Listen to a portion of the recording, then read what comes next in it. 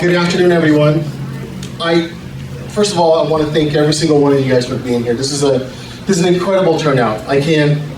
Incredible turnout. I need this turnout on Tuesday at City Council. I want to repeat that. I need every single one of you on Tuesday at City Council.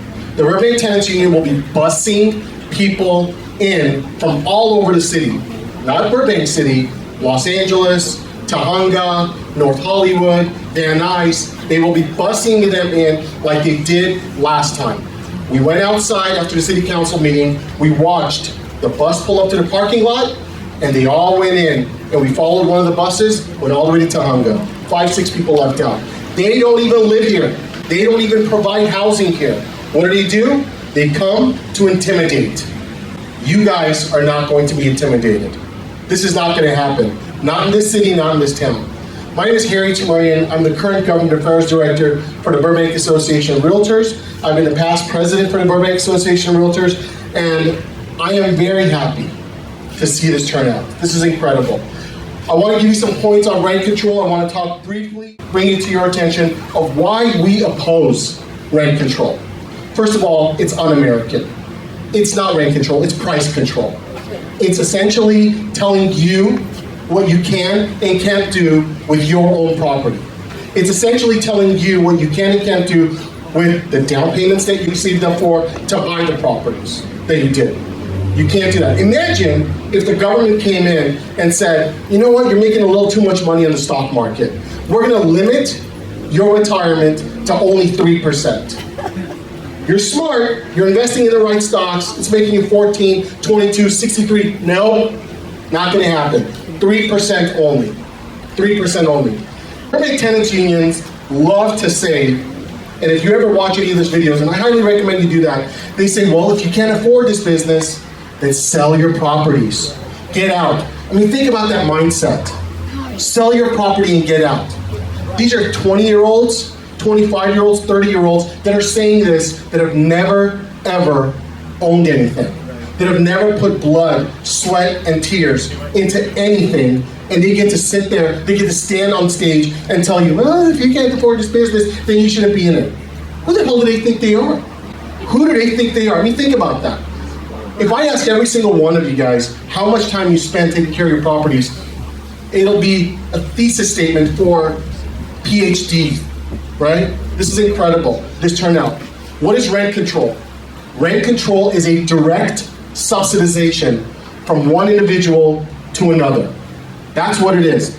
The government wants me to subsidize somebody else's lifestyle because they don't want to do their own lifestyle. If the government wants rent control, or if the government wants to subsidize, then they should create a program in which they subsidize. One of the best examples that I have is a gentleman by the name of Hugo Soto Martinez. Do you guys know who Hugo Soto Martinez is? I'm going to tell you who he is. He is an individual that makes about $283,000 a year. He is a city councilman for the City of Los Angeles. A city councilman for the City of Los Angeles making $283,000 a year. Hugo Soto Martinez is the largest advocate of rent control.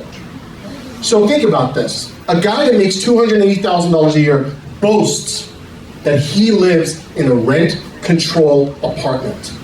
There is no means test for rent control. A guy making $280,000 a year is taking a unit away from an individual that truly needs that affordable housing, right? That's what rent control does. It takes away from the little people and it gives it to individuals that don't need it. That is the biggest thing about rent control. There is no means test for this. No means test. We have to show the City Council that if you want rent control, if you want any form of control on price fixing or anything like that, you provide it. This is a broad issue, if there's even an issue altogether. You need to provide it. I am not going to directly subsidize somebody else's lifestyle. I've worked way too hard for my lifestyle to be able to subsidize for somebody else. That's number one. Number two, rent registry. What does a rent registry do? Does it create more housing? No. Absolutely not. Does it help with supply? No. Absolutely not. Does it truly provide data? No. Absolutely not. Because I can tell, because I'm going to be so scared of what the city's going to do, what the government's going to do. When I fill out that form, which a lot of people do in the City of Los Angeles, they overstate the rents, right? They overstate the rents. So the government doesn't come in and say, well, why is this unit at $1,200 and why is this unit at $2,400? You should be at $1,200. So what do a lot of people do? They say everything's at $2,400. Everything is overinflated. So the government doesn't come in and tell them what to do. Rent Registry does nothing to help. It does not cultivate true data. It does nothing to increase supply, and it does nothing to increase affordability. What decreases affordability? Supply. This is a supply and demand issue. We must build. If you want to reduce rents, you have to build. That's it. We got data yesterday. We heard that almost every single entitled project in the city of Burbank, what does that mean? That means every single land that was gone through city planning to be developed into apartment buildings, every single project that was to be turned into multi-units is now up for sale. Think about that. Developers do not want to develop a single project in the city of Burbank. They've paid the money, they've got the entitlements, they've got the permits, they're not gonna build. Think about what that's gonna do. Rent control does not help development at all. I need every single one of you to come in on Tuesday, every single one of you to come in on Tuesday, get there early. You guys have been stressing that, right? Get there early. City Council starts at 6 o'clock. People are saying 5 o'clock. I'm saying 4 o'clock. 4 o'clock. 4 o'clock. Bring waters, bring snacks, bring your signs, wear your pins. We are going to drown them out. We are not going to let them dictate to us, the providers of housing in the city, what we can and can't do with our housing. Thank you very much. I wanted to add one more thing. I would like to read to you really quickly this past October 3, where Constantine Anthony's mindset is, right? The ideology that Mike talked about. Constantine Anthony on October 3 posted on his Facebook page. He said he's talking about a candidate out of Miami-Dade in Florida.